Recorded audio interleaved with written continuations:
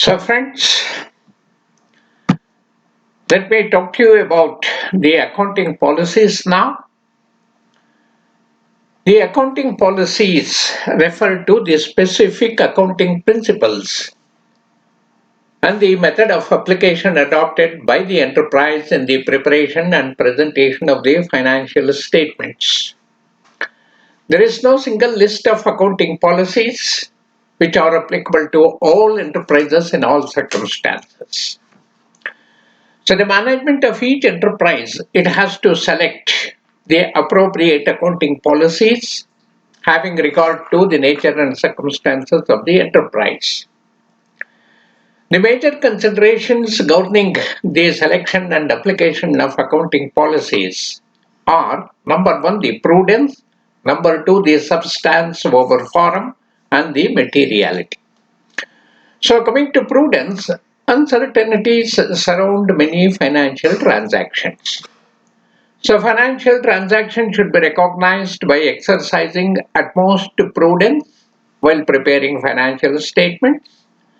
And coming to the substance of our form, transactions and other events should be accounted for and presented in accordance with their substance and financial reality and not merely with their legal form. And coming to materiality, the financial statements should disclose all the material items, the knowledge of which can influence the decision of the users of the financial statement. So the areas in which different accounting policies may be adopted by different enterprises, they are one in the area of the depreciation, depletion and amortization calculations, in the area of valuation of inventories, revenue recognition, in the area of treatment of expenditure during construction, recognition of profit on the long-term contracts, the conversion of foreign exchange items, the treatment of goodwill, valuation of investments, the treatment of contingent liabilities, the treatment of retirement benefits, valuation of fixed assets. So these are all several areas where there is a provision to adopt a particular accounting policy. I mean, a particular accounting method, because there are so many approved accounting methods under all these headings. So the firm has a choice to select a particular accounting method, and list of such approved accounting methods followed forms the accounting policy of that organization. Now let us see which are those different accounting methods permitted under the accounting standards in these areas. So coming to the depreciation, depletion and amortization methods, there are what are called the straight line method of calculating the depreciation, the diminishing balance method, sinking fund method, the annuity method, the insurance policy method, the discounted cash flow method. So any one of these can be adopted. And similarly, the valuation of inventories, the first in, first out, or the lost in and first out, and even the weighted average cost method. So, for example, in the first in, first out method of calculating or valuing the inventories, you assume that the first items purchased, they are the first to leave the warehouse. And also in the area of revenue recognition, it can be on sales basis. Revenue recognition can be on the cash realization basis. So different bases or different methods are there, and the organization is permitted to adopt any one of these permitted methods. Coming to the treatment of expenditure during construction, for example. See whether to consider a building which takes under 2 years, 3 years or 5 years to complete a project. Whether to consider that in our accounts as the work in progress, or whether to consider as an asset, disclose that as an asset in your balance sheet to the extent the work has been completed. So like that, different methods of or different treatments of expenditure during construction are available, and you will have to choose and select what is appropriate to your organization. Similarly, the recognition of profit on long-term contracts.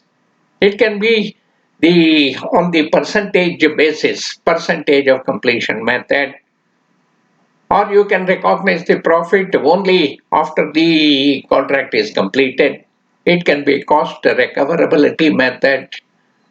So it can be the installment method, the updated revenue recognition method, etc., etc.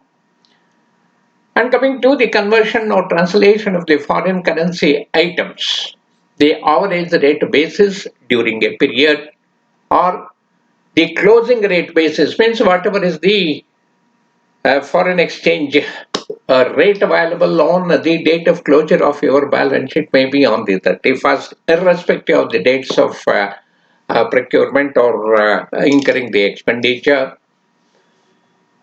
or it can be on the average rate basis, that is, the average of rates prevailing during that accounting period, or the exchange difference basis means the different rates as it appears during the reporting period at different exchange rates.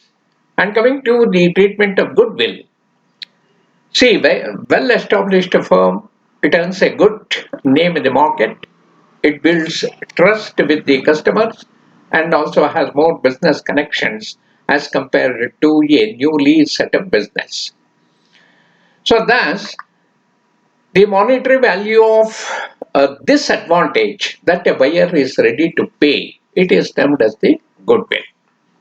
So goodwill is recorded in the books only when some consideration in money or money's worth it is paid for it. So thus in the context of a partnership firm, the need for valuation of goodwill arises at the time of change in the profit sharing ratio, at the time of admission of a new partner, and at the time of retirement of a partner, death of a partner, dissolution of a firm, amalgamation of partnership firms. So these are the different occasions on which it has to be valued differently, or the goodwill is to be valued. These are there is a need for valuing the goodwill on these circumstances. And coming to valuation of investments, similarly, if the investor intends to sell its investment in the short term for a profit, then the investment is classified as a trading security. So this investment is initially recorded at cost, the actual cost, and at the end of each subsequent accounting period, we should go on adjusting the recorded investment to its fair value as of or as at the end of the accounting period. Then about the treatment of contingent liabilities. See, generally the contingent liabilities are not charged to the financial statements, to the accounts. The four contingent liability treatments are probable and financially accessible, probable and financially unaccessible situation, reasonably possible and remote, then recognition in financial statements as well as a disclosure note. It occurs when the outcome is most probable and when it can be financially quantified. So otherwise generally the contingent liabilities are not quantified, they are not charged to your account. And similarly the treatment of retirement benefits. So that is whether to apportion and charge the likely expenditure on yearly basis or to charge when it actually occurs. So when you are required to actually settle, pay and settle the terminal benefits. So these are some of the methods that you will have to choose and select. Similarly, the valuation of fixed assets, there are different methods of valuing the fixed assets. For example, the cost method, the market value method, the net realizable value method, the base stock method, standard cost method, etc., etc. So coming to the cost method, it is on the historical cost. That is the price for which the asset was, price at which the asset was brought, showing it as the cost of the asset. And the market value method, in this method, so it bases the value of the asset on its market price or its projected price when sold in the open market. And coming to the net realizable value method, so in the absence of similar assets in the open market, the replacement value, whatever is the replacement value of that item, so that is shown as the net realizable value of the asset in the accounts. And the base stock method, it requires a company to keep a certain level of stocks whose value is assessed based on the value of the base stock. And similarly, the standard cost method, it uses the expected costs instead of the actual costs, often based on the company's past experience. The costs are obtained by recording the differences between the expected and the actual costs. So the list should not be, this is not the list of accounting policies in total. So it is not exhaustive, it is only illustrative. So let's see the consideration of accounting policies. See, the primary considerations in the selection of accounting policies should be to prepare and present the financial statements in a way that they represent a true and fair view of the state of affairs of the enterprise at the balance sheet date and of the profit and loss account for the period ended on that date. So according to the accounting standards issued by the Institute of Chartered Accountants of India, AS1, all significant accounting policies adopted in the preparation and presentations of financial statements should be disclosed along with your accounts, and the disclosure of the significant accounting policies as such, it should form a part of the financial statements, and the significant accounting policies should normally be disclosed in one place. And supposing there is change in accounting policy subsequently, what should you do? See, when the change in accounting policy is recommended, then the change in the accounting policy is recommended only under some special circumstances. Number one, if it is required by statute for compliance with an accounting standard, with the change of accounting standard, or if it is considered that the change would result in a more appropriate presentation of the financial statements of an enterprise, maybe with the change of the nature of the business or the activity of the organization. So disclosure requirements in case of change in the accounting policy,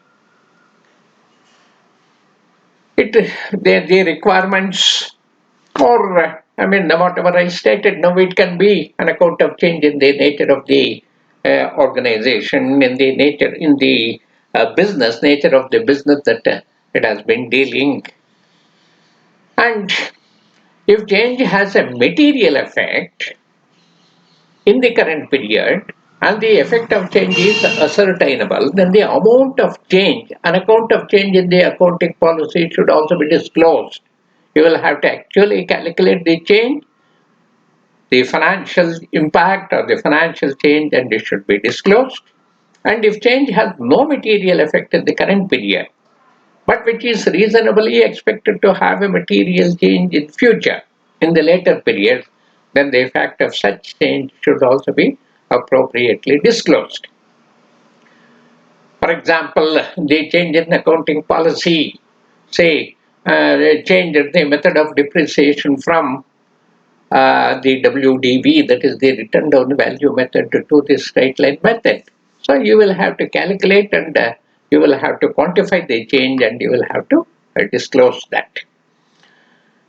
And then what is the distinction between the fundamental accounting assumptions and the accounting policies?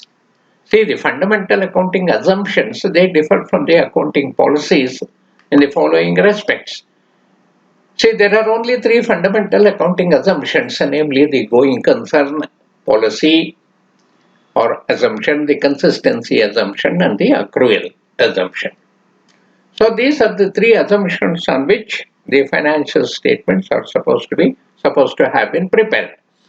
So no disclosure is required if all the fundamental assumptions have been followed, and in case the fundamental assumptions are not followed, then the fact has to be disclosed in the financial statements together with the reasons. And there is no single list of coming to accounting policies. There is no single list of accounting policies which are applied in all circumstances. So, as a result, there may be different accounting policies adopted by the different enterprises. The firm has a choice to select the appropriate accounting policy. And in case the policy is changed in subsequent years, the reasons for such a change and the resulting financial consequences should also be disclosed. So anyway, the firm has a choice to select a particular accounting policy, but only disclosure is required about the particular accounting policy that is followed and with the material changes or the financial